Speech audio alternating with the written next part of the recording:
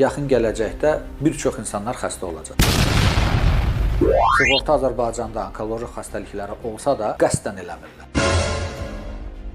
Sutka ərzində damara yeritməklə sağaldanlar var. Şiş hüceyrəsi ölür, sağlam hüceyrələrə zərər dəymir. Bunu var, bunu niyə eləmirlər ki? Sizin sağlamlığınız heç kəsə lazım deyil. Cavan oğlanlarda, qızlarda getdikcə də yayılır. Bu da və bunun müalicəsi yalnız və yalnız bir yoldan keçir. Prostat üçün ən vacibi bax bu şamdır. Yəni qadağandır.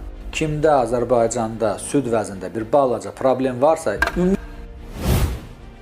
ümumiyyətlə deyim sizə, şok açıqlama. Cərrahiyyə, kimya, şua,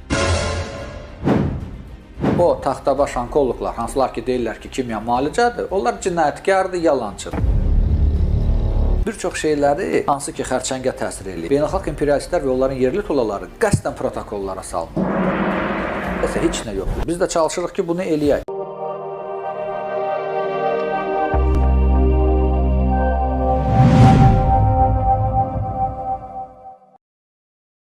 Salam hörmətli tamaşaçılar. Hər birinizi xoş gördük. Bizim həkimdəsiz. Bizim həkimin bu dəfəki qonağı Valiologiya və İnteqrativ Təbabət Mərkəzinin rəhbəri həkim valioloq İbrahim bəy Əsədlidir. İbrahim müəllim, xoş gördük. Xoş gördük. Necəsiz? Sağ olun. Siz necəsiz?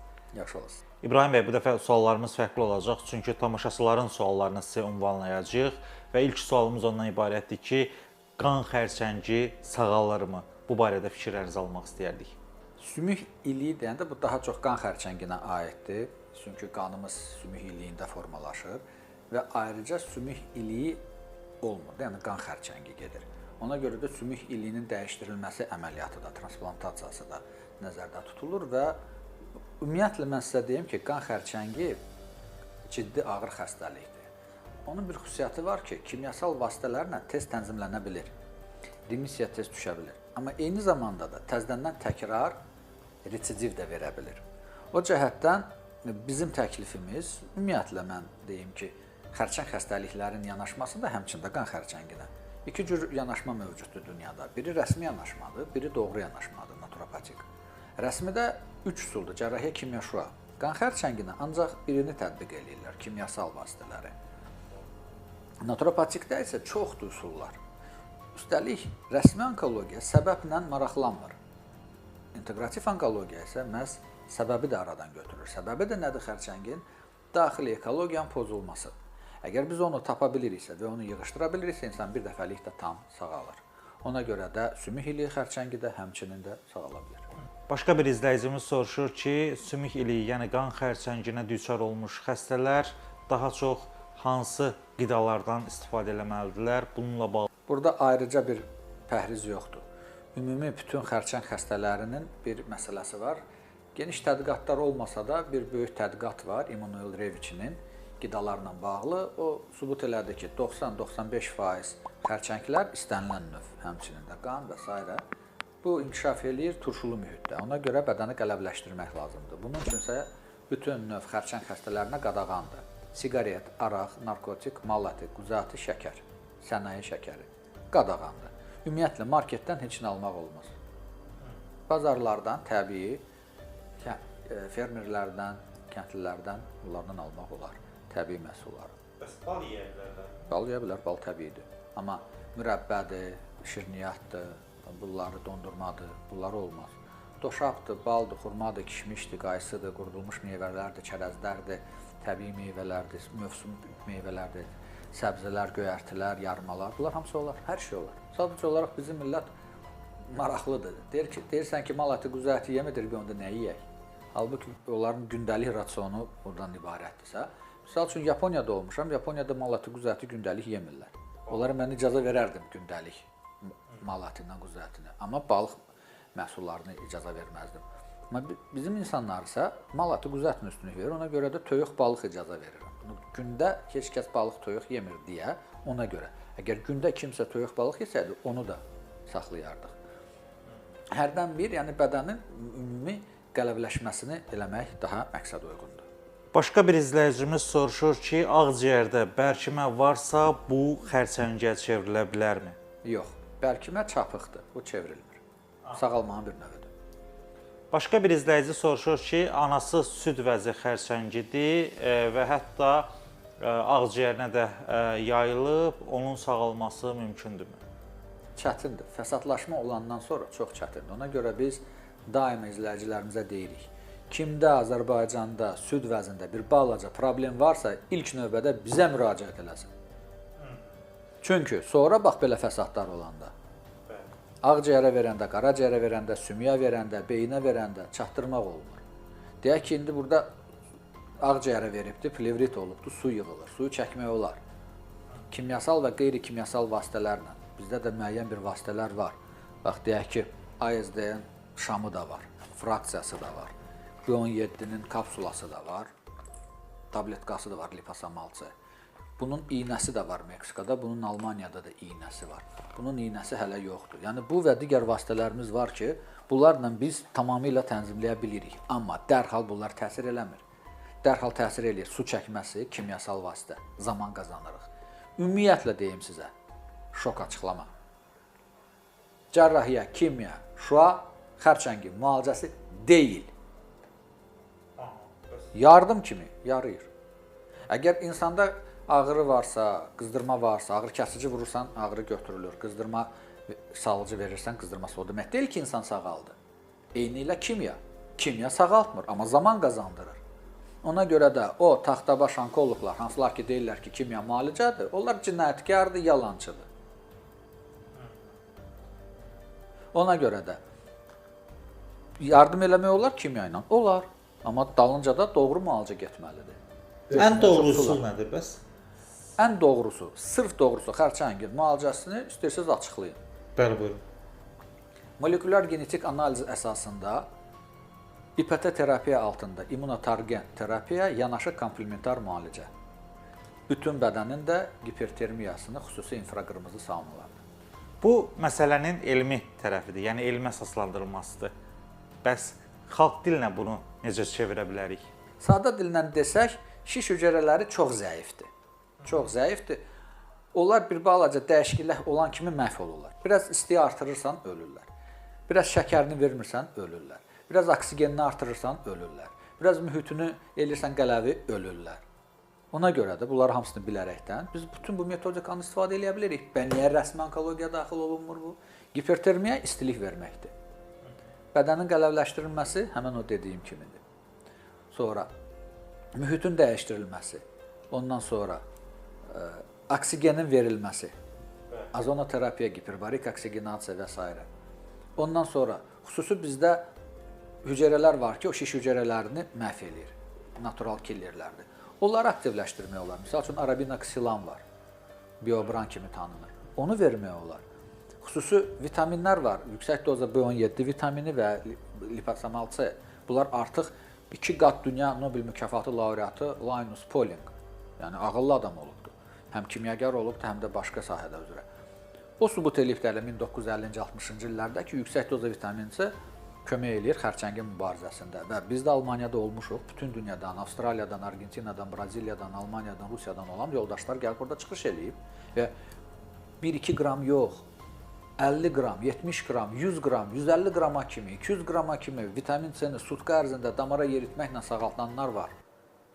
İstiliklə xüsusi hipertermiya üsulları var. Xüsusi infraqırmızı saunalarda yaxud da ki, isti vannalarda tam nəzarət altında, reanimatoloqların və s. nəzarət altında hamısını görmüşük biz Almaniyada. Niyə burada tətbiq eləyə bilmirik? Azərbaycanda Allahın hospisləri yoxdur belə. Və bu üsulları biz sadə dillə nətər izah eləyək? Siz kvant fizikasını sadə dillə nətər izah eləyəsiniz ki, orada xüsusi terminlər var? Deyək ki, mən hipertermiyanın istilik deyə bilərəm. Qələvləşməni, amma qələvini nətər mən başqa loru dildə deyim? Bir var turş, bir var qələvi. Limon dadı turşdursa da bədəni qələvləşdirir. Deməli, limonu çox yemək lazımdır. Amma şirniyyat qənd, dadı şirindirsə, orqanizmi turşulaşdırır, qətiyyən olmaz. Həmən o şiş hüceyrələri 40 dəfə artıq qlukozanı mənimsəyir. Vermə qlukozanı, öləcəklər. İnsulin ver, qanda şəkər azalsın, öləcəklər. Ona görə də insulini vurursan İPT terapiya, insulin vura-vura həmən kimyasal maddəni əgər dəqiq tapmısansa hədəfdir. 10 dəfə, 100 dəfə, 1000 dəfə, 10.000 dəfə aşağı doza ilə verirsən, şiş hüceyrəsi ölür, sağlam hüceyrələrə zərər dəymir. Bunu var, bunu niyə eləmirlər ki? Meksikada 100 ildir doktor Garcia'nın klinikasında, Tijuana şəhərində bu olunur. İsrailin bütün iri klinikalarında onkopsixoloqlar var və digər üsullardan da istifadə olunur. Almaniyada var 200-dən çox belə inteqrativ onkologiya mərkəzləri, amma bir çox ölkələrdə yoxdur. Çinin indi öz təbabəti var, orada öz variantından çıxır. Azərbaycanda isə heç nə yoxdur. Biz də çalışırıq ki, bunu eləyək. Azərbaycanda ilk və yeganə valiologiya və inteqrativ təbabətli mərkəzi kimi biz deyirik ki, bugün biz bunu eləyə bilərik. Dəstək lazımdır. Ya biznes dəstəyi, ya dövlət dəstəyi, ya ictimai dəstək. Ona görə də sizin platformadan istifadə edib müraciət edirik ki, kimə xalqın, millətin maraqlıdır sağlamlığı dəstək dursun. İnşallah səsinizə səs verərlər. Başqa bir tamaşaçımız isə soruşur ki, bu vaxta qədər İbrahim həkim nə qədər xərçəng xəstəsini sağalda bilib? Statistikamız var, amma burada sağaltmaq nətər gedir. Ağır dərəcələr də var, təzə bizə müraciət edənlər də var. Təzə müraciət edənlərin 99% sağalır. 1% təsadüfən nəsə olar ki, pozar nəyisə, imkanı olmaz, onda sağalma getmir. Bu çox yaxşı göstəricidir. Digər tərəfdən, ən böyük bizim uğurumuz nədədir? Rəsmi onkologiyadan müalicəsini artıq imtina eləmiş, ölmə məhkum olmuş xəstələrin, onlar heç 1%-ni də sağaltmırlar. Biz 10%-ni sağalda bilmişik. Yəni 100 nəfər ölmə məhkum olunandan 10 nəfəri düzəldə bilmişik. Bu çox böyük göstəricidir. Ömrümüzü atmışıq, tam stabilləşdirmişik, tam vəziyyətdən çıxartmışıq və s. və s. və s. Əlbəttə, bunların arasında ən ilkin yüngül xəstədən tutmuş, ən fəsadlı ağır xəstədən tutmuş arasında cürbəcür xəstələr növü var və onları da imkan daxilində nə bacarmışıq eləmişik. Kimisə tam sağalıb, kimsə qismən sağalıb, kimsə stabilləşib, kimsə imkan daxilində həyatını davam eləyir və s. və s. Bugün artıq bir çox sadə vasitələr var ki, bizim vasitələrlə, elə bil ki, sizin platforma və digər platforma vasitələri ilə biz bunları deyirik və insanlar özləri bizə müraciət eləməmiş milyonlarla insanlar sağalır. Onun sayı hesabı yoxdur. Onu nətər hesablaya bilərik? Bizim izləyicilərimiz var, 10 milyona yaxın baxışlar olur bizim hansısa videoklipə. Sonra da yayırlar, hamı viruslaşıbdır, hamı bir-birinə yayır, hamı qulaq asıb və istifadə edir. Ölən ölür, qalan qalır. Amma onun statistikasını kim aparacaqdır? Deyək ki, sadə vasitələr var. ASD, bir də bunun şamı kimi bunun içməsi də var, bir də krealin var misal üçün. Onlar birbaşa kimyəvi vasitələr deyil, amma xərçəng üçün də birbaşa profil deyil. Onlar periprofilə olunmuş preparatlardır. Fenbendazol, ivermektin kimi və digər preparatlar kimi. Bilirsiniz, bir çox şeyləri hansı ki xərçəngə təsir eləyir. Beynəlxalq imperialistlər və onların yerli tulaları qəsdən protokollara salmırlar. Çünki onlar idarə eləyirlər bəşəriyyətin inkişafını. Və çox böyük problemlər yaradırlar insanlara. İnsanlarda, zəhmətkeşlərdə, xalqımızda sinfi şüur oyanmasa, yaxın gələcəkdə bir çox insanlar xəstə olacaqdır. Başqa bir xanım tamaşaçımız soruşur ki, onda uşaqlıq boynu xərçəngi var, uzun müddətli müalicə alsa da heç bir nəticəsi yoxdur və soruşur ki, hansı qidalardan istifadə eləsə xəstəliyin müalicəsinə müsbət təsir göstərə bilər? Uşaqlıq boynu xərçəngi yerləşməsi çox çətin bir məsələdir. Çünki öndə sidik hissəsidir, arxada düz bağırsaqdır və bir balaca orada yayğınlıq olsa, orada heç cür sağaltmaq olmur. İlk öncədən orada bizə müraciət eləndə uşaqlıq boynunda ya uşaqlıqda hansısa bir problemlər, miomalar, eroziyalar və filan şiş önü bir xəstəliklər olanda bu şamlarla rahat tənzimləmək olur. Amma ağır dərəcədə bunlar bəhs eləmir. Mütləq lazımdır, bəhs eləmir. Bəhs eləməyincə də əlavə tədbirlər lazımdır. Kimyasal da eləmək lazımdır, şua da eləmək lazımdır, əməliyyat da eləmək lazımdır, əgər mümkündürsə. Əgər əməliyyat mümkündürsə, şiş uşaqlıq boynu xərçəngində tez əməliyyat eləmək lazımdır. O demək deyil ki, insan sağaldı. Yalandan cərrahlar deyirlər ki, sağaldı, əməliyyatı oldu, tam təmizdir. Elə deyil. Bədəndə ki, o proses gedir. Meyvə ağacından meyvəni dərməklə ağaca yoxa çıxmayan kimi, bədəndə hansısa törəməni yığışdırmaqla xərçəng prosesi bədəndə yoxa çıxmır. Onu müalicə eləmək lazımdır, doğru, başa düşmək lazımdır. Rəsmi onkologlar qətiyyən anlamırlar onkologiya nə deməkdir. Qandığı qrafaları yoxdur. Onlar protokolla hərəkət edir və 3 üsul onlara icazə verilib. Cərrahiyyə, kimya, şua. 500 üsulu qoyublar qırağa. 500-dən ən say seçilmiş 100 üsul var ki, onlar mütləq olunmalıdır. Hamı artıq bilir ki, psixoterapiya, dietoterapiya və digər üsullar çox vacibdir. Eləmirlər. Getdikcə indi inteqrativ onkologiya mərkəzləri geniş yayılır. Amma hələ ki, bu məhdudiyyəti keçə bilmirik.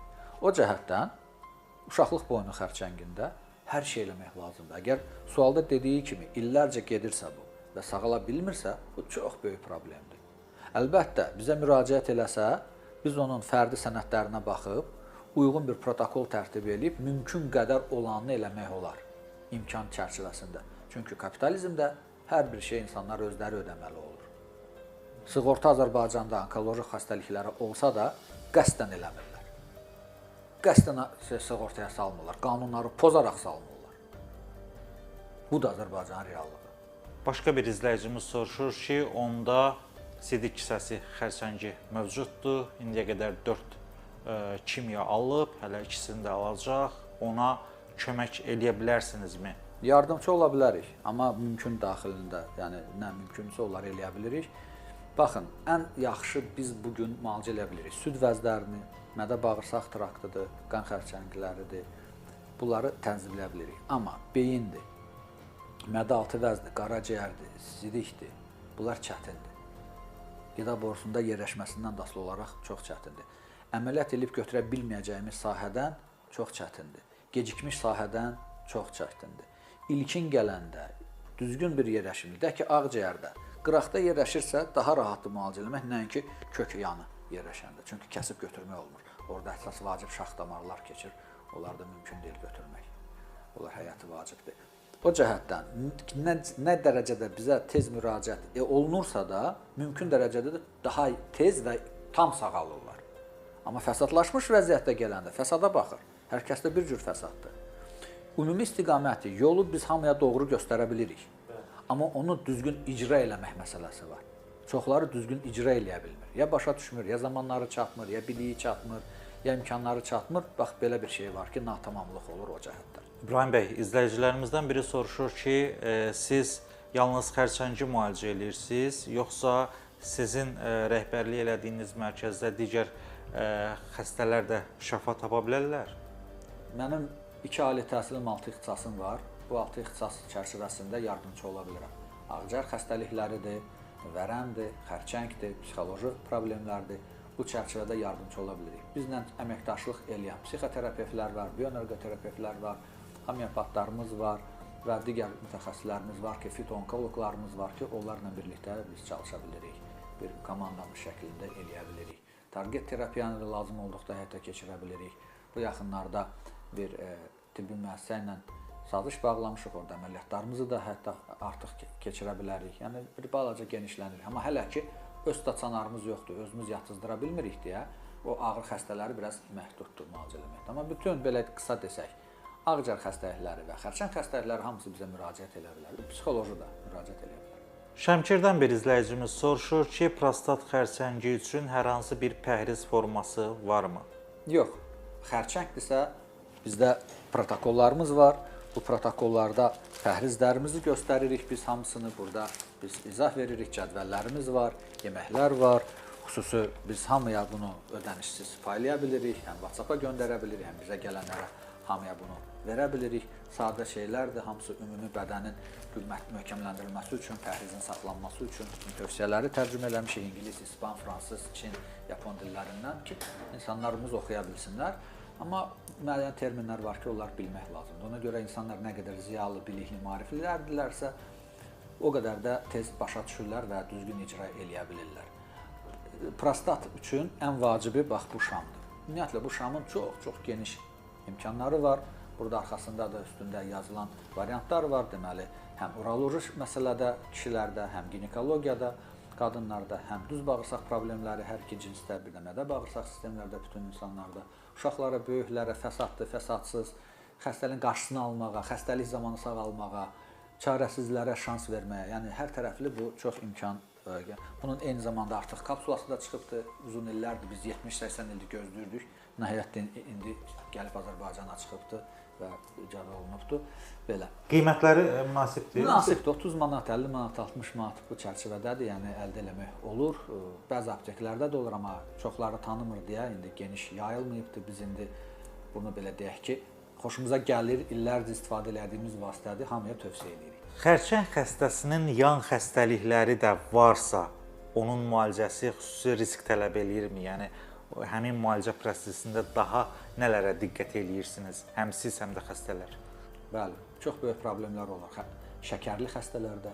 Çünki şəkər olmalıdır hüceyrənin içində. O hüceyrənin qidasıdır. O isə hüceyrəyə çatmır, qanda olur. Qanda yüksək şəkər yaxşı deyil. Onda heç bir müalicələr, heç bir dərmanlar, heç bir bioloji qida əlavələri gedib hüceyrələr çatıb onları müalicə edə bilmir. Ona görə xərçəng xəstələrində mütləq o yanaşı şəkər varsa, şəkər tənzimlənməlidir. Şəkər tənzimlənməsə, tam müalicəsi rahat gedə bilmir. O birisi problem, hansı ki yaşlı insanlarda daha çox təsadüf edir, ürək-damar problemləri.